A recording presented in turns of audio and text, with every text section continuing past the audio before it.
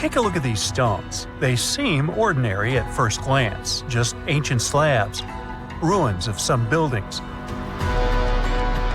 However, unlike many other archaeological finds, this one is among the most mysterious and unique.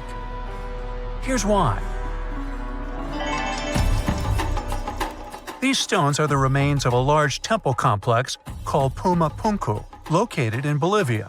Scientists aren't certain, but it's likely that Puma Punku was built by the Tiahuanaco Empire, which existed between 300 and 1000 CE, before the Inca Empire. There is no information suggesting that this civilization had advanced building technologies. Moreover, they might not have even had a writing system. Every stone was carved and polished with astonishing precision. They fit together perfectly, like pieces of a puzzle. The craft is so refined that not even a razor blade can pass between the stones. Quite impressive for people who lived around 1500 years ago. And these stones are heavy. The largest ones weighed around 130 tons. So, how did the builders transport such weight from one place to another? Scientists suggest that this civilization did not know about the invention of the wheel. So, how did they manage to build such a perfect engineering structure? Did Tiahuanaco have the knowledge and tools for stonework? Or did someone else build Puma Punku? There are several theories about this. Theory 1. There was some advanced civilization that came to South America, interacted with Tiahuanaco, built this engineering marvel, and then left. Theory 2. Some beings from another planet came to Earth, showed humans how to build perfect structures, and created Puma Punku. This theory is dubious. Another idea from this series suggests that Puma Punku was built by mythological creatures from the South American culture at that time. Theory 3, the most likely one. There is no mystery here. Tiahuanaco was indeed an advanced civilization with incredible building technologies. So, what do you think?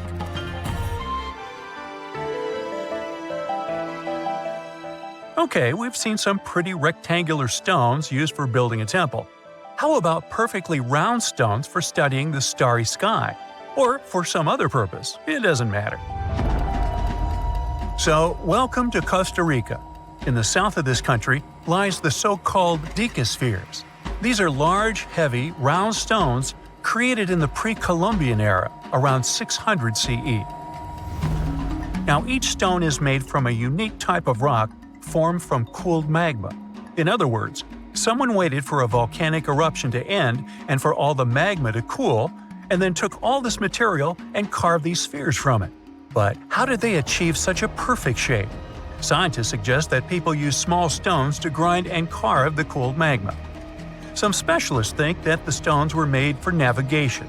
They could have indicated the way to certain places. Another theory claims that the deca squares were used for astronomy. No one knows for sure.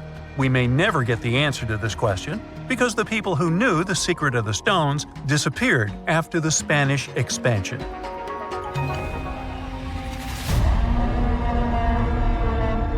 So, let's continue our journey. See these cobblestones? Archaeologists still don't know why they're arranged along a long stretch of desert crossing Jordan and Israel. These strange stones form a chain of lines 40 miles long and have been here since around 300 BCE. Because they were discovered by pilots during flights about 100 years ago, some call these stones kites. One of the more popular theories suggests that people placed these structures here to lure animals into a pit where they could be caught.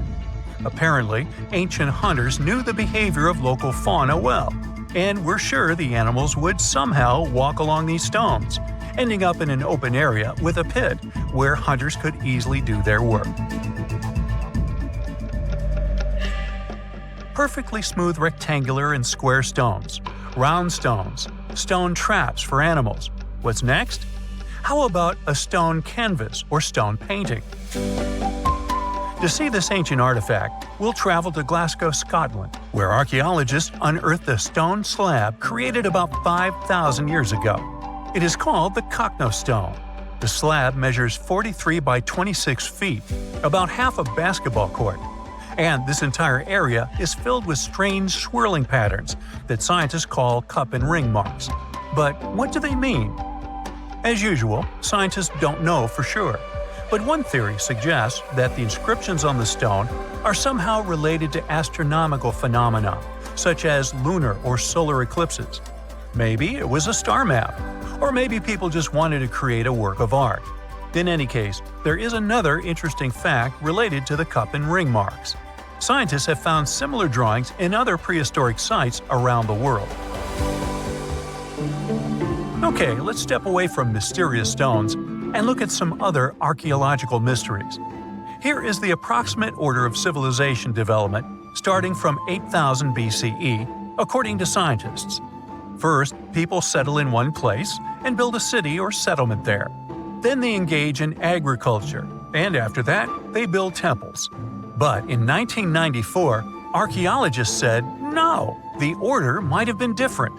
What if people first built temples to worship higher mythical beings and only then built cities and engaged in agriculture? Let's go to Turkey, to the rural area of Göbekli Tepe, where in the mid-1990s, archaeologists discovered several stone pillars with carved animals on them. This ancient structure dates back to around the 10th millennium BCE. Now, this place is considered one of the oldest places of worship in the world. Most likely, it was built by semi-nomadic hunters who knew nothing about agriculture because it appeared in this region 5 centuries later. Now, scientists are wondering, is it true that such structures led to the settlement of the area? The answer to this question may help understand the mindset and development of humanity in many parts of our planet. So, would you like a scroll with the location of a treasure marked on it? You could say you already have one. Check it out yourself. Just Google the Copper Scroll Treasure. Download a high-resolution photo of the scroll and follow the instructions. Oops! The instructions are written in an incomprehensible language. Scientists have been trying to decipher this message since the scroll was discovered in 1952 in Qumran, and the answer is still not found. According to one theory, the scroll contains information about a large amount of silver and gold. But even if the treasure does not exist, this artifact is still quite interesting to study. It was created around 2,000 years ago, during the time when the Roman Empire ruled over the settlement of Qumran. Perhaps the local residents hid their valuables from the Roman legionnaires and left such a map for their descendants. When you approach this archaeological wonder, you won't notice anything. But if you rise into the air and look down at the ground, you'll see amazing patterns created by the people of the Nazca culture. This discovery is called the Nazca Lines. Pilots and passengers of commercial aircraft first noticed them in the 1920s and 30s during flights over Peru. These large drawings consist of geometric lines, complex images of animals, and whimsical figures. More than 2,000 years ago, people removed part of the surface soil of this land and created these patterns. But why? The Nazca Lines continue to captivate researchers and enthusiasts alike. Recent technological advancements, such as drone imagery and satellite mapping, have provided new insights into these enigmatic formations. Some researchers are now exploring the possibility that the lines serve multiple purposes, including communication with someone not from our world. And to some extent, this is true. Some scientists believe that the Nazca Lines were a ritual method for communicating with the deities of the Nazca civilization. Studying these archaeological wonders not only enriches our knowledge of the past, but also inspires us to appreciate the ingenuity and creativity of the human spirit. We all grew up believing that Stonehenge is the world's most ancient observatory, but now it has some serious competition for the title. Nabta Playa was built more than 2,000 miles away in southern Egypt, and thousands of years before Stonehenge and even the pyramids of Giza. In 1973, a Bedouin guide stumbled upon a strange group of huge stone formations while crossing the Sahara Desert. He led American archaeologist Fred Wendorf to the site, located about 60 miles from the Nile. Wendorf's friend and colleague claims the team found the stones while stopping for a bathroom break in the desert. Either way, what they found changed history. At first, Wendorf thought the stone structures were just natural formations. but then it hit him. This area was once a lake, meaning no natural rocks should even be there. He kept coming back to the site for decades, and by the early 1990s, his team finally uncovered a circle of stones that seemed to line up with the stars in a way no one could explain. After 7 long years of trying to crack the mystery of the site, Wendorf reached out to an expert in archaeoastronomy. They study how ancient people used the stars. One evening, while the expert sat in the cool desert sand staring at the stones, he realized that they formed a pattern radiating outward from a massive burial mound. One by one, as they dug into the sediment, the buried megaliths started lining up like spokes on a wheel. The team had already used radiocarbon dating to test samples from fire hearths and tamarisk wood roofing found inside the stone circle. Nabta Playa had dozens of standing stones, all a few feet tall. Some of them lined up exactly with the sunrise on special days, and others matched up with bright stars in the sky. Inside the big circle, there were 6 special stones that may have been used for rituals or marking important times of the year. Around them, 29 standing stones might have worked like a simple calendar to help people know when it was time for something important, like the summer solstice, the longest day of the year.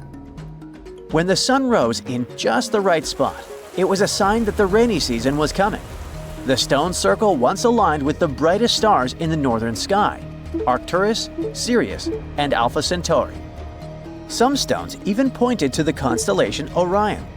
By tracing Arcturus's movement across the sky, they figured out that it matched perfectly with the circle around 4800 BCE. That means it was the oldest astronomical site ever discovered. And the people of Nabta Playa may have been watching the stars thousands of years before telescopes were even invented. It looks like it had a huge meaning for people living and traveling through the desert. Over 10,000 years ago, the long, cold, and dry ice age that lasted for tens of thousands of years was finally fading away. Northern Africa got massive monsoons and rains that filled up seasonal lakes. So, parts of the desert turned into short-lived oases. For the nomadic people who roamed this harsh land, these summer rains were everything. Their entire way of life revolved around cattle. When archaeologists opened the central tomb at Nabta Playa, they dug up cattle bones and even a massive rock carved into the shape of a cow. The people who built it used the stars to guide them and find hidden watering holes like Nabta Playa, which likely held water for about 4 months a year, starting with the summer monsoons. But there was no North Star back then, so instead they navigated using bright stars and the way the sky seemed to spin in circles above them. When the lakes were full, the standing stones would be partly submerged, and from the western shore, you would see the reflection of the stars on the dark water. Nabta Playa is way less famous than Stonehenge, perhaps because its stones were buried and the famous site in England was open to visitors for thousands of years. Sadly, when Nabta Playa did become famous, some tourists ruined parts of it by moving stones around, which messed up the ancient star alignments. To protect it, the authorities moved everything to a museum where people can see the stones and the carved cow statue without damaging them. The Egyptian Observatory isn't the only construction similar to Stonehenge. It has versions that were used for different purposes, from Germany and France to the US and the Andes in northern Peru. This last one is actually one of the oldest big structures ever built in this region. The circular plaza is made of 2 giant stone walls arranged in a ring. It was likely used for ceremonies and gatherings. Scientists have carbon dated it to be about 4,750 years old, which means it was built before the Great Pyramids of Egypt and Stonehenge. The plaza had 2 entrances and a special layer of clay, soil, gravel, and charcoal underneath. It was carefully planned and built. Archaeologists also found ceramic pieces, quartz crystals, and gemstones at the site, so it was definitely a special place. People visited it for centuries, but at some point it was sealed off, probably because of changing beliefs and traditions. The most recent discovery was the remains of a large timber circle roughly the same age and with parallels to Stonehenge, all the way up in Denmark. This open-air structure was likely part of a special area where prehistoric people from the late Neolithic and early Bronze Age gathered for rituals and ceremonies. The circle was made up of 45 giant wooden posts, forming a huge ring about 100 feet wide. The wood is gone now, but scientists believe tall timbers once stood in the holes and created an impressive wood henge. No one knows exactly what these circles were used for, but archaeologists have found animal bones and food remains at similar sites. So people probably used to gather there for feasts and rituals. In 2024, scientists found 2 ancient stone circles from the Neolithic period in Dartmoor National Park in England. Some archaeologists believe they might form a sacred ark. Many of Dartmoor's stone structures were built in a curved shape on the high ground in the center of the area. A long time ago, Dartmoor was covered in forests, so people may have used the high ground as important markers. One of the newly found circles fits inside this ark, but the other one is outside of it, to the north. This could have been an entrance point into the ark. There's also a raised bank of earth near the stones, which looks similar to other famous Neolithic sites, like the Ring of Brodgar in Scotland and Stonehenge itself. This means the people who built these circles may have visited Stonehenge or been inspired by it. Archaeologists in Oman found ancient stone monuments called tralith, which got the nickname Arabian Stonehenge. They were finished about 2,000 years ago, but no one knows for sure who built them or why. Scientists also found stone hand axes that are incredibly old, between 300,000 and 1.3 million years old, from the time when the first humans left Africa. At another site in central Oman, archaeologists discovered a Neolithic tomb from around 5,000 to 4,600 BCE. There are 2 chambers with the bones of dozens of people inside beneath a giant megalithic structure. Nearby, they also discovered rock carvings that were made by people who lived in the area. And then there is another Stonehenge look-alike, this time in Saudi Arabia, that was used as an apartment complex thousands of years ago. Archaeologists discovered a total of 345 stone circles by looking at aerial photos of a lava field. Each circle is between 13 to 26 feet and has at least one large standing stone in the middle. These structures still have remains of stone walls and doorways. Stone circles like Stonehenge are often linked to ceremonies and rituals, but scientists say that many early houses were actually built in round shapes, and rectangular homes only became common much later in history. Hey, if you think Stonehenge is one of the oldest stone monuments ever, well, let me introduce you to Göbekli Tepe. Buckle up, we gotta travel to Turkey to meet this really old guy. Yeah, he's too old to travel. Jokes aside, Göbekli Tepe, an archaeological site located in southeastern Turkey that dates back to the Neolithic period, around 10,000 BCE.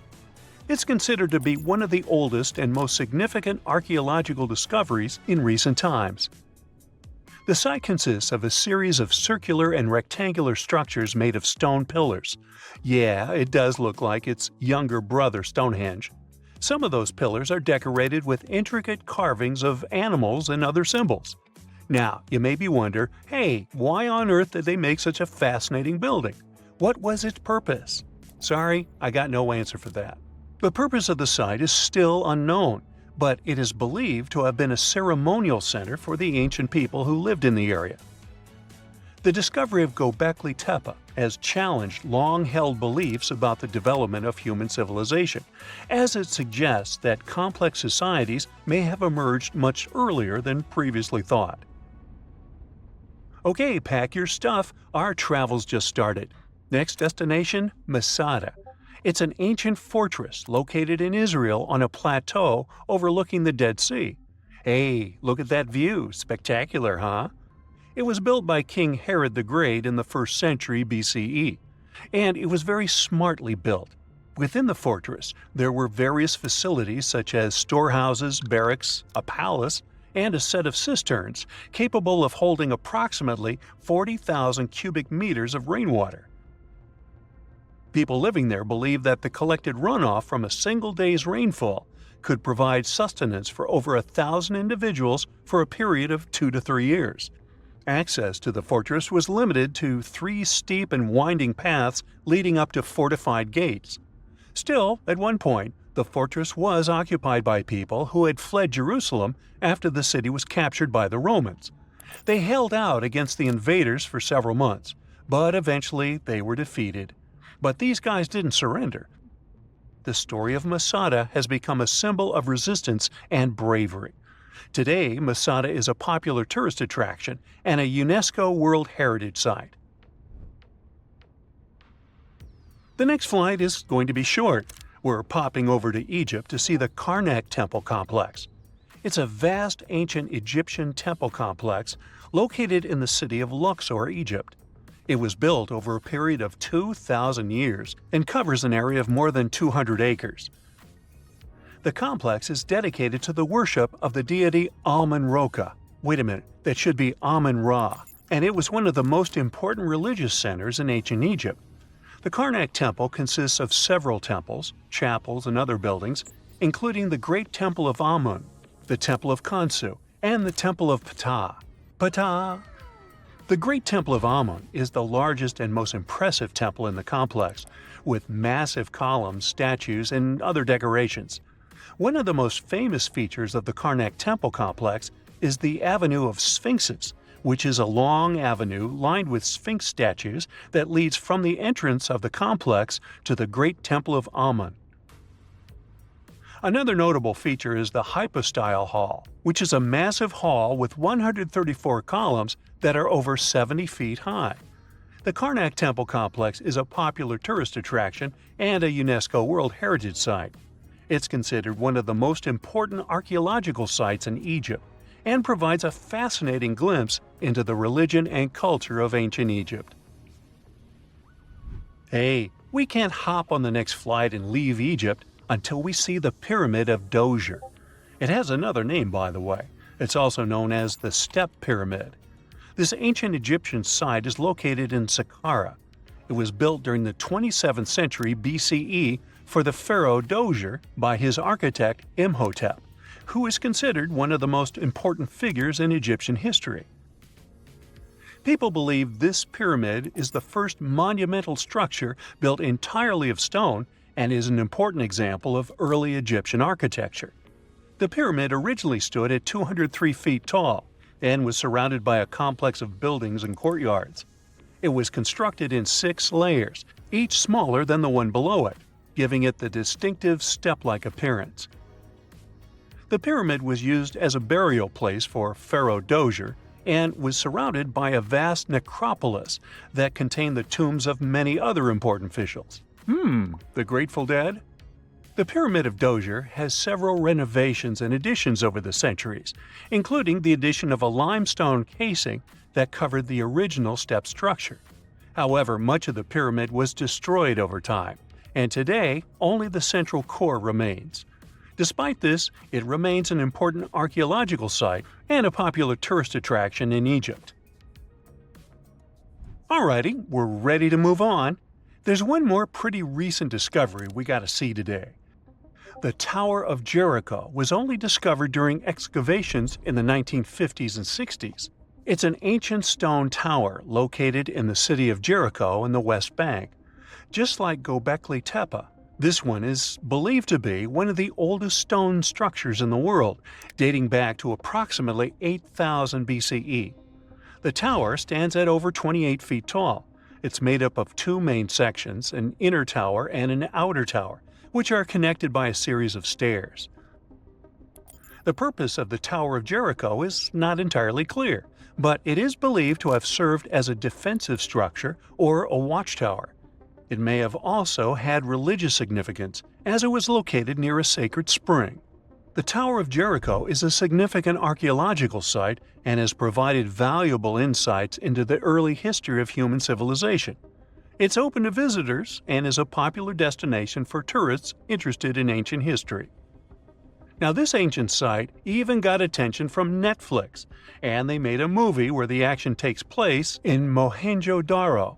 This site was a major center of the Indus Valley Civilization in present-day Pakistan. Mohenjo-Daro was one of the largest cities of the ancient world, with a population estimated to have been around 40,000 in its peak. Trust me, that must have been a crazy megalopolis back then. The city was notable for its advanced urban planning, with sophisticated drainage and sanitation systems, and its impressive architecture, including the Great Bath and the Granary. Mohenjo-Daro was abandoned around 1900 BCE, and its ruins were only rediscovered in the 1920s. Today, it is a UNESCO World Heritage Site and an important archaeological site for the study of ancient South Asian civilization. We're heading to a teeny-tiny country that has quite an impressive history. Welcome to Malta. The Xigantia Temples are a Neolithic site located on the Mediterranean island of Gozo. They're probably one of the oldest freestanding structures in the world, dating back to around 3600 to 3200 BCE. The temples consist of two megalithic structures, each with multiple rooms and altars. The name Xigantia means giant tower in Maltese, as people believe that only giants could have built such massive structures. The temples are believed to have been used for religious purposes and are considered to be an important example of prehistoric architecture. They were added to the UNESCO World Heritage List in 1980. Well, you must be pretty tired, but there's one more place we gotta visit today. Our plane is already landing in Armenia, and we're here to see the Temple of Garni. Look, this one is well preserved. This temple dates back to the 1st century CE. It was built by King Tiridates I as a dedication to the sun deity Mir. Sadly, the temple was destroyed in the 17th century during an earthquake, which is quite a common thing for this area, but it was later reconstructed in the 20th century. Today, it's a popular tourist attraction and is also listed as a UNESCO World Heritage Site. Stonehenge took approximately 20 million man-hours to build. For comparison, an average human doesn't live much over 700,000 hours. This is Jack, one of the first builders of Stonehenge. Let's say Jack lived to be 80 years old, which is extremely improbable, but it makes it easier for me to crunch the numbers, thanks. If Jack had spent his entire life, from age 0 to age 80, working on the Stonehenge project, it would have required approximately 28.5 generations of people doing the same thing to complete it. That's next to impossible.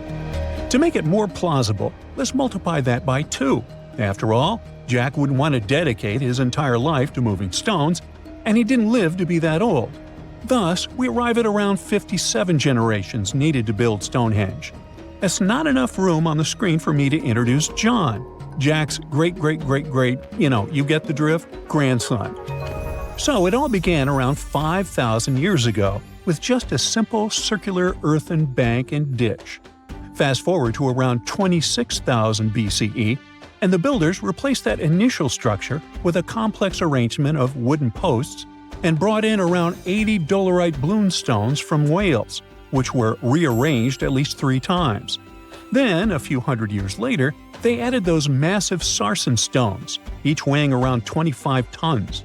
These enormous sandstone blocks were transported about 19 miles to create a continuous outer circle, with 5 trilithons, 2 upright stones topped with a lintel, forming a horseshoe shape inside. It was a millennium-long building process that demanded years of hard work. So, people must have lived nearby, right? But how would they have found shelter back then? Today, we have houses for builders on site, small accommodations that serve as temporary housing. But structures like this definitely didn't exist when Stonehenge was constructed. Did they? Well, actually, they existed, and some recent archaeological digs near Stonehenge prove it. Archaeologists found this Stone Age eco-home, which is a huge deal since it's one of the earliest settlements in the area. This newly uncovered Mesolithic home dates back to around the year 4300 BCE. Let's take a closer look at this house, shall we? Now, for the walls, people back then used a large fallen tree, its trunk to be more precise. These wooden walls were reinforced with flint, and they even lined the pit left by the uprooted tree with cobblestones.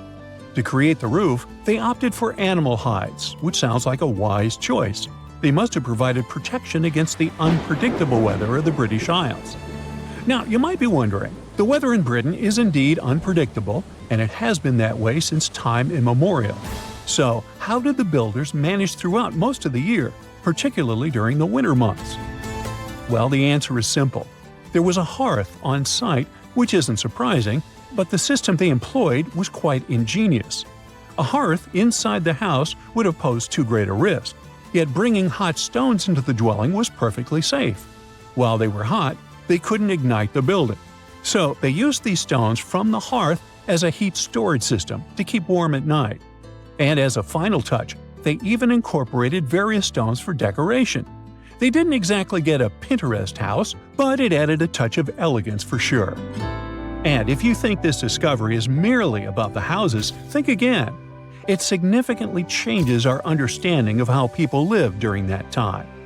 This discovery places them in an important prehistoric setting right at the start of the Neolithic area, sparking some interesting questions about whether these early folks could be related to the people who built Stonehenge. But there's a big worry.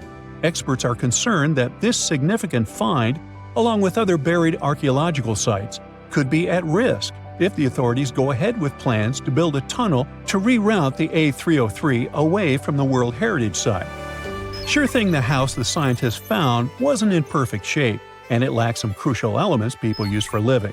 Some of them decayed over time, while others were simply absent. So the scientists took 20 tons of chalk, 5,000 hazel rods, and 3 tons of straw, and used all this to recreate the 4,500-year-old design houses.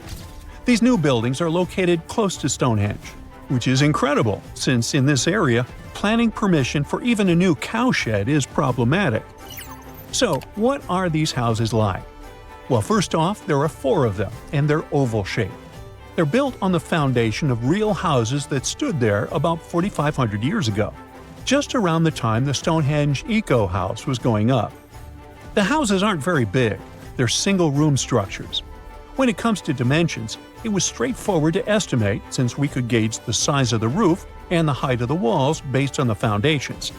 Each side measures about 16 feet. However, the roof structure remains a bit of a mystery. There were a few differing thatching techniques back then, so pinpointing the exact method used for these dwellings is kind of a guessing game. For now, we think it involves knotted or tied straw carefully secured onto a hazel-woven frame. When fires are lit, the smoke from the hearth wafts up through the thatched roof. Now, remember those 20 tons of chalk? That was needed for the floors and walls. The white chalk walls and floors reflect sunlight and capture heat from the fire. But here's the kicker. The builders encountered a challenge because the ground was so waterlogged that some of the chalk floors took weeks to dry out. By the time they should have been bone dry, they were still as sticky as chewing gum. Now, it's safe to say people 4,500 years ago faced similar struggles, and we can really appreciate what they went through while building their homes. The final layer of daub was applied using rags, giving a smooth, almost shiny finish that looks surprisingly classy. The interiors are furnished with wooden and wicker beds and shelves, along with clay pots and jars, all centered around a cozy hearth. The spaces feel surprisingly roomy, and are filled with light that streams in through the thatched roof, bouncing off those white walls. Plus, the woven furniture adds a nice touch of authenticity to the vibe. The fires have been lit, and the first meal, bread crafted from flour ground on a stone mill next to the hearth, has been prepared. Those who tried the bread were pleasantly surprised by its flavor, finding it quite tasty. Now, here comes the bummer. Those who recreated the houses did cheat a little. While the materials used were authentic, the tools weren't. They used cement mixers to mix the daub, wheelbarrows to transport the timber, and logs by the hearth were split with steel axes instead of stone ones. Still, the builders aren't professionals, they're volunteers. So I think a bit of cheating is totally cool in this case. There are other volunteers on site who are more than happy to chat about the daily activities of the Stonehenge builders, from grinding grain with a quern to making rope from rushes. But these houses and the Eco House aren't the only remarkable things in the Stonehenge area. Some years ago, archaeologists uncovered a burial site close to Stonehenge that predates the monument itself. This Neolithic long barrow, dating back approximately 56 to 5,700 years, likely contains the remains of some of Britain's earliest inhabitants. The burial site was identified through aerial images that revealed its distinct shape beneath the crops. Salisbury Plain is rich with ancient sites, including Stonehenge, various mounds, and monuments. The area has remained undisturbed over the centuries, which is likely why so many ancient structures are still intact. This discovery also shows a significant shift in human lifestyle during that era, marking a transition from a nomadic existence to settled farming and animal husbandry, much like the eco-house itself. The long barrow in question measures about 85 feet long and 65 feet wide, though much of its above-ground structure has been lost to farming over the years. If this site is like others in the vicinity, it contains the remains of 30 to 50 individuals, along with cow skulls, which were significant to those early communities. Hey, you've heard of Stonehenge. Of course you have. Big rocks mysteriously mounted in circles on a plain in England by, somebody. But what if England's Stonehenge is only a replica of another monument, and its builders just crossed the Atlantic and copied what someone had already done elsewhere? Well, it turns out researchers found another Stonehenge underneath the waters of Lake Michigan. This lake is a hotspot for woo-woo unexplained things. A bunch of disappearances, plane crashes, and now this, an ancient underwater monument that looks strangely enough like Stonehenge. We couldn't help ourselves and needed to dive deep into this story. A ring of massive stones, arranged in a way that felt all too familiar. They saw two circles, an outer one and an inner one, sitting 40 feet below the surface. But this wasn't just a random pile of rocks. These stones had been placed there, purposefully, by human hands. And by doing some further research, they discovered that they were staring at a structure that's over 9,000 years old. Think about it. This Stonehenge beneath Lake Michigan predates the pyramids. It predates Stonehenge itself by about 4,000 years. All of this information was enough to startle scientists at Northwestern Michigan University. But that was before they found this out. One of the stones had a carving, a faint but clear petroglyph of a mastodon. Mastodons kind of look like the ancestors to our modern-day elephants, but they have been extinct on planet Earth since 10,000 years ago. So, whoever built this underwater Stonehenge needed to be alive at the same time these creatures roamed our planet. This discovery raised many questions among scientists. I mean, why on earth would they go through all this trouble to lay rocks at the bottom of a lake? Well, first things first. Scientists believe that Lake Michigan had much less water back then than it does now. Second, it could have something to do with ancestral practices of First Nation people. There's one theory from a professor of the University of Michigan. He suggested that the stones formed a kind of prehistoric hunting trap. He believes that early hunters used the circular formation as a drive lane to herd large animals like the mastodons from the rock carvings we were just talking about. Once they got these huge animals into a tighter circle, they could be more easily hunted. But not everyone's convinced by this theory. Some believe the circle probably had a deeper spiritual purpose. According to local Native American tribes, like the Anishinaabe, stones are more than just rocks. They're living beings. They hold spiritual energy and represent a connection to the earth and all living creatures. An elder from the Anishinaabe community even suggested that these stones are sacred, placed there by their ancestors to honor the land and its creatures.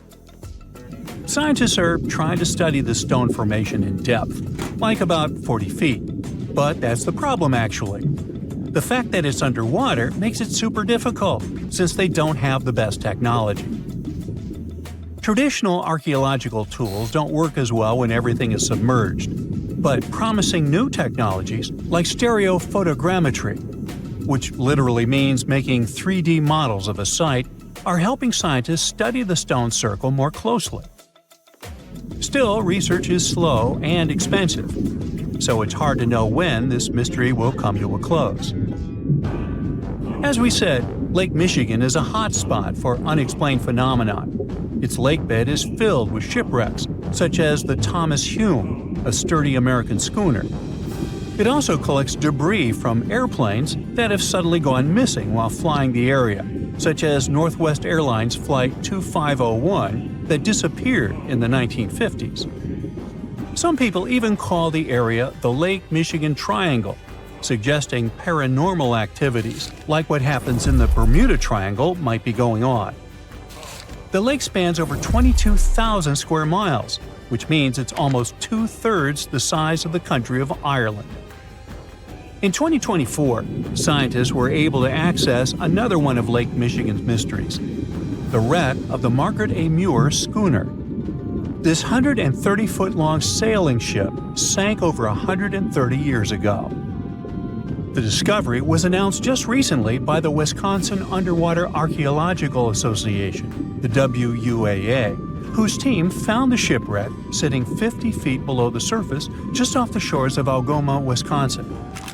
Built in 1872, the Margaret A. Muir was a three-masted schooner built to carry heavy cargo across the Great Lakes. Her final voyage started out as a routine trip. Loaded with bulk salt, the ship left Bay City, Michigan, heading for South Chicago, Illinois. But on September 30th, 1893, things took a bad turn. Just as the Muir approached the town of Annapolis, now known as Algoma, a sudden storm hit. The ship began taking on water fast. The captain of the boat ordered his crew to abandon ship, and thankfully, they all made it to shore safely. For more than a century, the wreck sat undisturbed on the lakebed, its location a mystery. But thanks to a combination of historical research and high-resolution sonar, WUAA searchers finally found her in May of last year. The wreck is remarkably well preserved, with parts of the deck and gear still visible. Well, just a few lakes over to the left, researchers uncovered another impressive thing. At the bottom of Lake Mendota, near Madison, Wisconsin, researchers found 11 ancient canoes. They believe the oldest of the canoes dates all the way back to 2500 BCE. Now, if you don't get why that's important, it's because you're thinking with today's head. If in a classic Midwest highway you see a bunch of pickups, then back in the ancient days you see only canoes. They were the main mode of transportation for indigenous cultures. They were used to fish in deep waters, trade goods, and travel long distances. The reason why scientists were so excited with this discovery is because they had never found any proof of what canoes were being used for in this region back then. And to understand the local cultures that inhabited the area during this time period, they needed to have some information on that. This exciting discovery was announced by the Wisconsin Historical Society in May 2024. The first canoe, which they believe is around 1,200 years old, was pulled from the lake in 2021. Then a second one was dug up in 2022. And now divers have found at least 11 more canoes along what would have been an ancient shoreline, long since submerged. One theory is that these canoes were intentionally sunk to keep them from freezing or warping in winter. It's possible people stored them in the same spot for generations. Or maybe this is just a small part of a much bigger settlement. Historians do believe there could be an ancient village hidden under the water of the lake. Divers have already found stone tools, like net sinkers used for fishing, but the village itself hasn't been located yet. Truth is, while the Great Lakes often steal all the thunder, scientists point out that smaller lakes like Mendota have stories too. The Wisconsin Historical Society is working closely with Native nations to piece together more about the lake's history. You'll need to believe me when I say there is a third Stonehenge, all the way under the waters of Lake Constance, Switzerland. I mean, think of it like Stonehenge's cousin. Archaeologists began to discover this back in 2015. when they found a line of 170 man-made stone cairns under the lake. Scientists say this was most likely the work of several villages, and that the cairn site was probably used for some collective purpose because, well, the formations are huge. Some of them are several dozen feet wide, and they can build up to 6 feet. The most amazing discovery so far is that the site dates back to around 5,500 years ago. So around the time the original Stonehenge was being built. Some of the facts that link them together are their construction dates, as well as the distinct characteristic of stone monuments built in a circular format. Scientists don't know much about this site yet, but hey, I see a pattern manifested all over the world, don't you?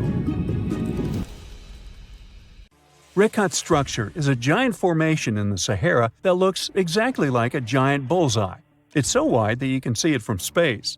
Even the CIA got interested in it. In 1965, they planned a flyover looking for geomagnetic anomalies. The findings are still classified. Perhaps the theories are true, and this place is truly the lost city of Atlantis. Now, Atlantis supposedly sank beneath the waves, but recent discoveries are pointing us in a different direction. This is an ancient story that goes far back in time, and Plato was the first to mention it. The place had loads of greenery and a curious structure. 3 concentric circles of land surrounding 2 circles of water. 2 key quotes from Plato's writing suggest that Atlantis might not have been a typical island in the middle of the ocean. Plus, Atlantis had a major influence from Africa and Europe, challenging the idea of it being in the Atlantic. It turns out that the Eye of the Sahara and Atlantis look alike. When astronauts saw the Eye of Sahara from above, they initially suspected a meteorite impact crater. But the rings of the structure matched the layout described of Atlantis. More importantly, the Sahara wasn't always a desert. It turned from a tropical region into a desert around 11,000 years ago. Researchers found evidence of a massive river called the Tamaracet that could have sustained a community. This river flowed toward the Rikat structure, aligning with Plato's description. The Trans-Saharan Seaway ran through the Sahara 50 to 100 million years ago. The sea allegedly destroyed Atlantis around 11,500 years ago, likely due to a rapid rise in sea level caused by the end of the Ice Age. NASA's worldview imagery shows patterns consistent with this theory. Those concentric rings might be a key to unlocking the secrets of our planet's evolution over millions of years. They're shaped by erosion on resilient rock layers, creating a spooky pattern of ridges and troughs. The central peak stands proud at 1,300 feet. The central part has undergone a significant erosion makeover, revealing a circular structure with a raised peak. Unlike impact craters, the Eye of the Sahara flaunts a striking balance and symmetry. Some say it results from rock uplift, sculpted by wind and water. Others think it's an ancient anticline, eroded to reveal its concentric glory. Then there's a salt diapir theory, suggesting that salt's buoyancy sculpted this beauty. Dating techniques have proved that it formed 541 to 252 million years ago, give or take a million or two. Ancient tools are scattered around the outer rings of the structure near riverbeds. Some older stone tools have also been spotted in the same areas. And still, even though some spear points from the Neolithic period have been found, there aren't many signs that people were living there back then. The area seems to have been used for short-term activities like hunting and making tools. There are other unearthly mysteries that haunt our world. One such enigma is in Norway, the ominous Hessdalen light phenomenon, also known as the Valley of Lights, leaves scientists confused. This valley is 10 miles wide. It's quite isolated, but a peculiar blue box sits high on the hillside, equipped with cameras scanning the valley. The unsettling saga began in the 1980s, when the night sky over Hessdalen erupted with burning fireballs, a recurring spectacle that sent shivers down the spines of those who witnessed it. This wasn't a fleeting occurrence, rather it became a regular thing. Terrified locals reported encounters with these unexplained luminous phenomena, some of which happened near their homes. Unease spread like wildfire. At its peak, there were about 20 sightings every week. The phenomenon made its way into newspapers, magazines, and media worldwide. Soon, people flocked to the valley, hoping to see the lights themselves. In 1984, experts joined the fray, armed with sophisticated instruments like magnetometers, radiometers, and other ometers. What they encountered was mind-bending, lights that defied explanation. Some moved at a leisurely pace, while others raced through the sky at an astonishing 19,000 miles per hour. People tried to explain these lights: airplanes, distant reflections, ball lightning, satellites, planets, meteors. But the speed and how these lights danced ruled out all those theories. We're slowly approaching another mysterious place. This is the greatest subglacial lake among Antarctica's 675 known lakes. It can easily hide unknown life forms. This lake is beneath the East Antarctic ice sheet. Dive about 2.5 miles under the ice, and there you'll see Lake Vostok, located at 1,600 feet below sea level. This lake is 155 miles long and 31 miles wide at its broadest point. With an average depth of 1,400 feet, it's also the world's sixth largest by volume. It's like an underwater city with lofty pillars and deep basins. The secret lake was discovered in 1993, yet it had been waiting to be found down there for over 2,000 years, collecting ancient secrets. In 2012, scientists drilled through the ice, creating the longest ice core ever. They pierced the ice all the way to the lake's surface. The year 2013 brought an unexpected twist when the tranquil waters erupted during the extraction of an ice core, mixing with drilling fluids. Then they got a pristine water sample in 2015. Some believe there might be previously unknown life forms down there, since it's a fossil water reserve that's been untouched for millions of years. That could be a lot like those speculated ice-covered oceans on moons like Europa and Enceladus. It all started with a theory in the 19th century, suggesting fresh water lurking under Antarctic ice sheets. Then, in 1955, seismic soundings hinted at a subglacial lake, and by the 90s, satellite data confirmed Lake Vostok's existence. Now, Lake Vostok isn't alone. In 2005, they found an island in the middle of the lake. Then, two smaller lakes joined the party. They suspect that a secret network of subglacial rivers might link these lakes. Now, very far away from Antarctica, in Venezuela, Catatumbo lightning presents a sinister light show at the junction of the Catatumbo River and Lake Maracaibo. This unsettling lightning phenomenon happens at about 140 to 160 nights a year, going on for 10 hours a day, and can flash up to 280 times in a single hour. The frequency of this lightning show changes with the seasons and from year to year. There was a break between January to March in 2010, causing a bit of worry that it might vanish forever. As the sun sets, winds from the east start picking up speed. This strong wind is called a nocturnal low-level jet, like what you see in the Great Plains of North America. These winds bring moisture, mostly from the Caribbean and the lake itself. This humid air hits high mountain ridges, causing thunderstorms to form over the mountains. Thanks to the ongoing wind situation, more thunderstorms appear as the night goes on. This pattern repeats itself, and is why this area has the highest annual lightning rate globally. The next place scientists cannot explain is in China. That is the Longyu Caves. They have lofty slanted roofs and sturdy pillars. The spot remained hidden for centuries. These human-made caverns, built around 2,000 years ago, decided to reveal themselves only in the 90s. Local farmers drained some ponds and unveiled 5 massive caverns. Further digging exposed an additional 19 smaller caves.